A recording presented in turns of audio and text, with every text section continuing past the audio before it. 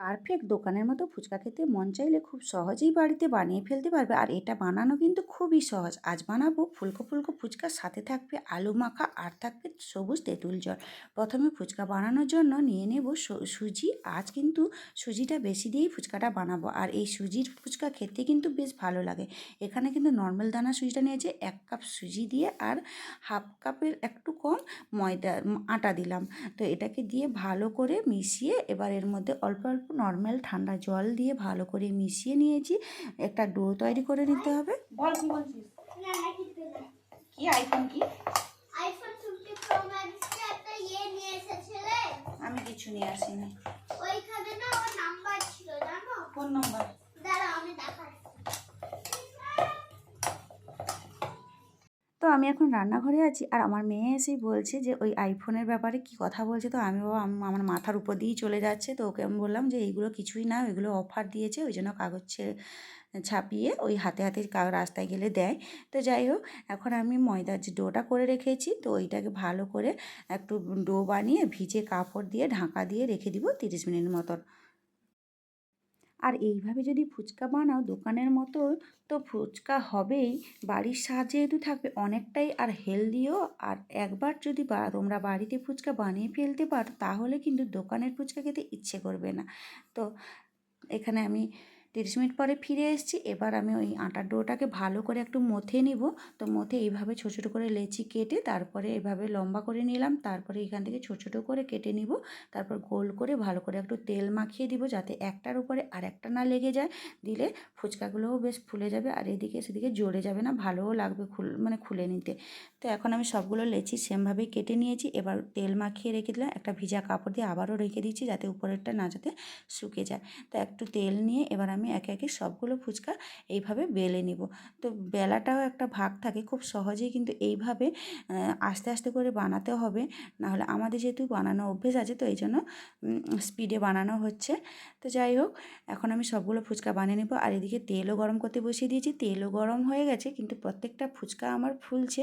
তো কতটা ফুচকা ফুলেছে অবশ্যই তোমরা বুঝতে পারছো। আর সবগুলো ফুচকা কিন্তু আর ফুলেছে, আর যেগুলো ফুলেনি সেগুলো কিন্তু আলু মাখাতে দিলেও চলবে।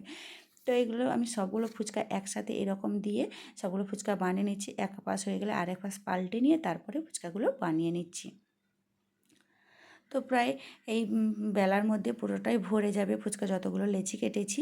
তো সবগুলোই ফুচকা সেমভাবে ভেজে নেব। আর এই ফুচকাটা যদি আগে বানিয়ে রাখো, তাহলে কোনো ঝামেলাই নেই, খুব সহজেই হয়ে যায়। শুধু ফুচকাটা বানাতে যেটুকু সময় লাগে, ফুচকা খাওয়ার সময় কিন্তু সেই কষ্টটাই ভুলে যাই সবাই আমরা। এদিকে আর কয়েকটা ফুচকা ছিল, তো সেইগুলোকে আমি বেলে সবগুলো একসঙ্গে এইভাবে ভেজে নিচ্ছি। আর তো ফুচকা বানানো প্রায় শেষের পথে। এখন আমি কিছুটা ভাজা মশলা বানাবো, আর এই ভাজা মশলা কিন্তু একসাথে গুঁড়ো করে একটা ডাব্বায় ভরে রেখে তোমরা আলু কাবলি বা চটপটি ওইগুলোর সঙ্গে মিশিয়ে খেতে পারো। তো এই জন্য এখানে জিরে, ধনে আর শুকনো লঙ্কা দুটো দিয়ে ভালো করে ভেজে নিয়েছি। এবার ওইগুলোকে গুঁড়ো করে নেব।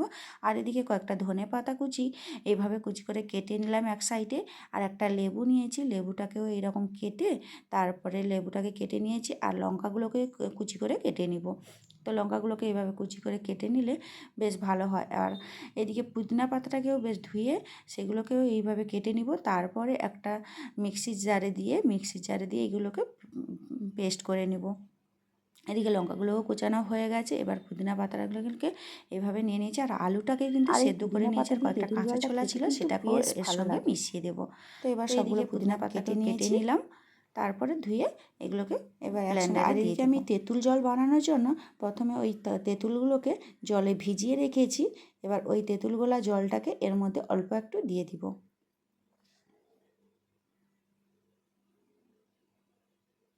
আর দিকে ধনেপাতা কুচিটাকে একটু কুচিয়ে নিলাম, কারণ আলু মাখাতে অল্প একটু দিব, আর তেঁতুল জলের মধ্যে অল্প ছড়িয়ে দিব। আর ধনেপাতা তো আমাদের কাছে খুবই কম আছে, এই জন্য কমই ব্যবহার করছি। তোমাদের কাছে যদি বাগানের হয়, তাহলে ধনেপাতা তোমরা বেশি করে দিতেও পারো। যেহেতু আমার কাছে ছিল না, তো কমই আছে, তো আমি কমই ইউজ করছি। তো তোমাদের কাছে থাকলে অবশ্যই তোমরা বেশি করে ধনেপাতা দিতেই পারো, কোনো অসুবিধা নেই।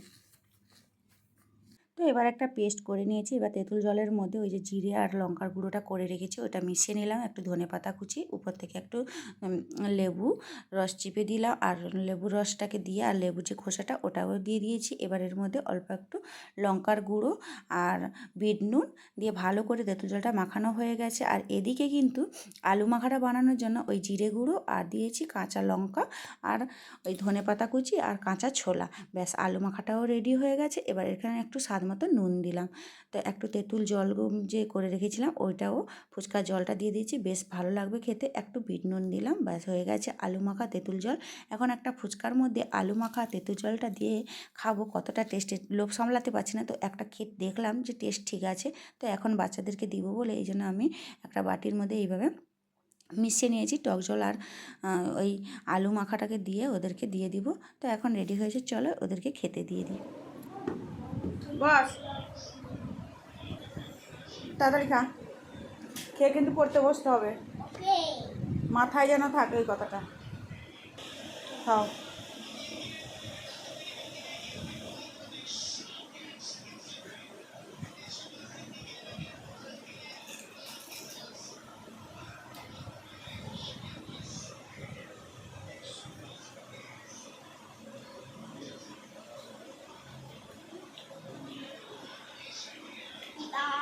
এইভাবে যদি বাড়িতে ফুচকা বানিয়ে খাও, দোকানের যে কোনো স্বাদকে হার মানায়, ভীষণই সুন্দর লাগে খেতে। আজ তবে এই পর্যন্ত, ভিডিওটি ভালো লাগলে একটা লাইক করে দিবে। দেখা হচ্ছে খুব শীঘ্রই নতুন একটি ব্লগে।